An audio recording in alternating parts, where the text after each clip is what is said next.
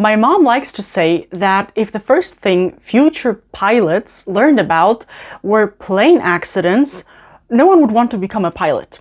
Don't worry, this video isn't about aviation, but about marriage.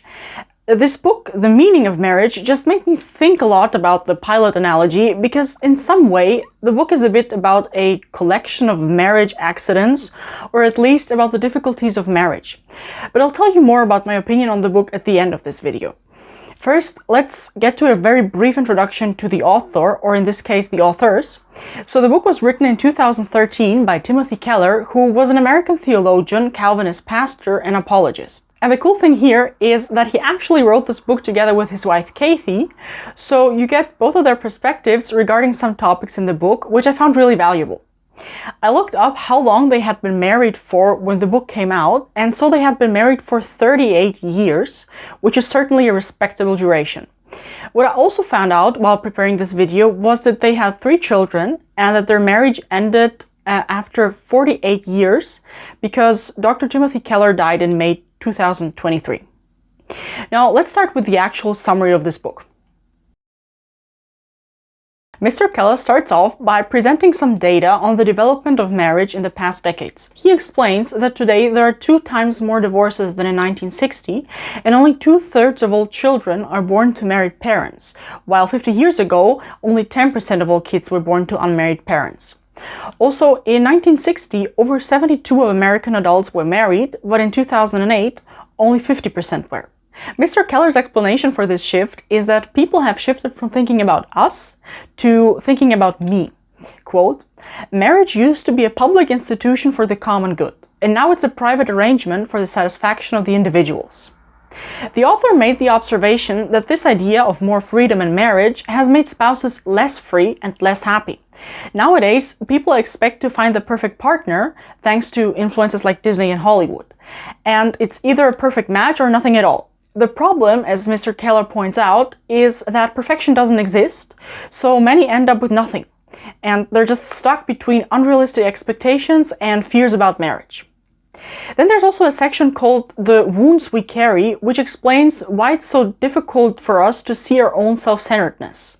One reason is the hurt we've experienced in the past, like emotional, verbal, or physical abuse. The author explains that this hurt turns into self-doubt, guilt, resentment, and disillusionment, and when people with these wounds enter a marriage, it becomes risky. For instance, if a couple has a conflict, their memories of past hurts can sabotage them. Being self-centered in a marriage, so thinking that one's own needs are more important, makes both partners miserable. Mr. Holdsworth mentioned this in the interview in my last video, and I've also heard that multiple times from other couples. Entering marriage doesn't make your past problems and wounds disappear, but it brings them to the surface. Mr. Holdsworth also said the noteworthy sentence, "Marriage isn't a present to be unwrapped on your wedding day, but a boot camp for sanctification." Now, regardless of whether you want to survive in the sanctification bootcamp of marriage, or you just want to live your life as a single with greater focus on your sanctification, I have an idea for you.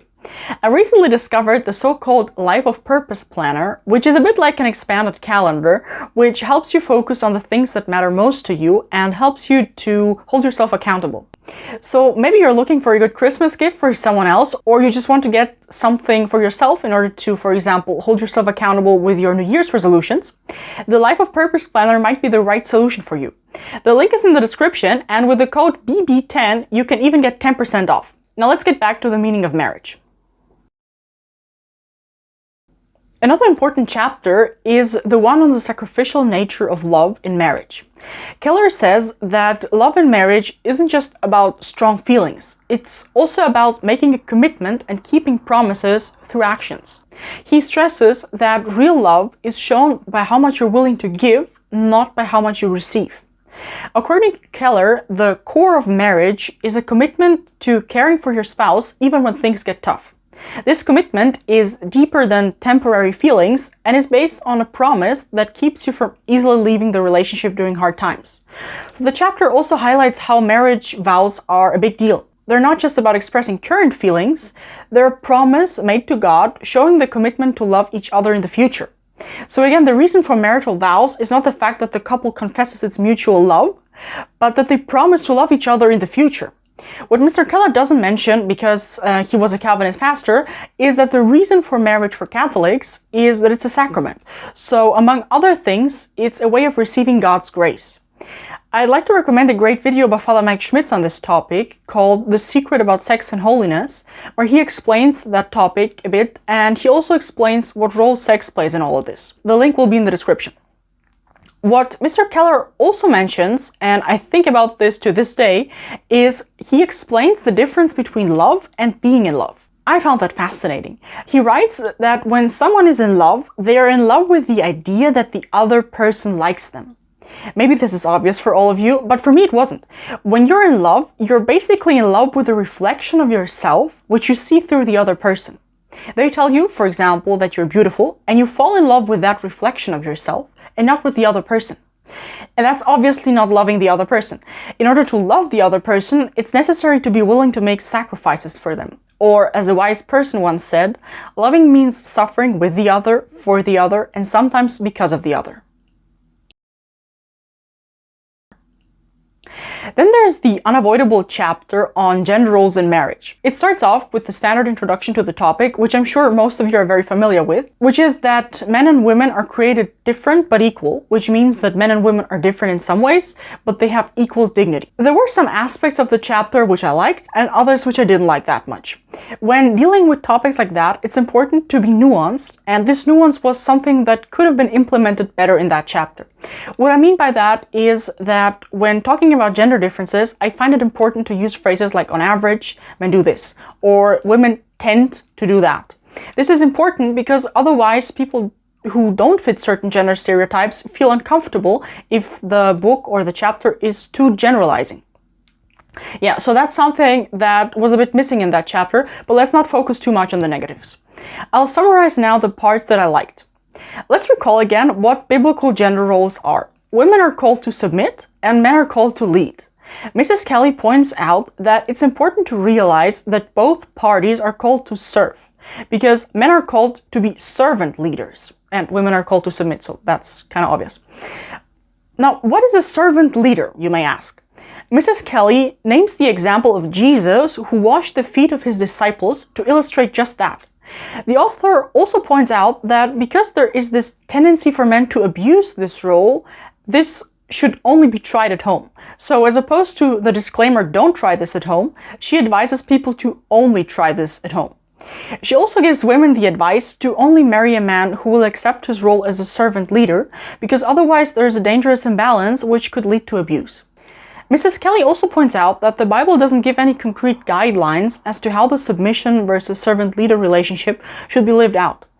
The Bible doesn't say anything about who should do what work. So, for example, the Bible doesn't say anything about who is supposed to care for the finances or who changes the diapers.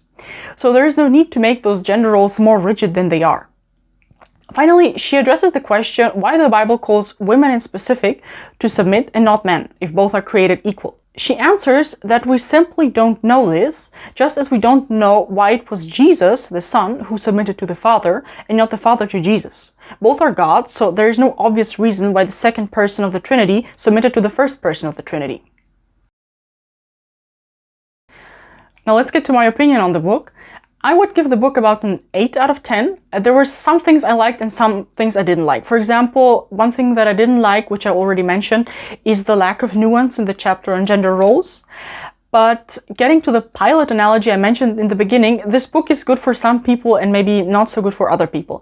It's probably important to be aware of these realities of marriage in order to be well prepared for them. But if you're someone who already is afraid of marriage, maybe think twice before reading this book. On the other hand, if you're someone who can't wait to get married because you think that then you'll be happy, definitely read this book because it might give you a more realistic view of marriage. That's been it for today. I hope you liked this video. See you next week. God bless and bye!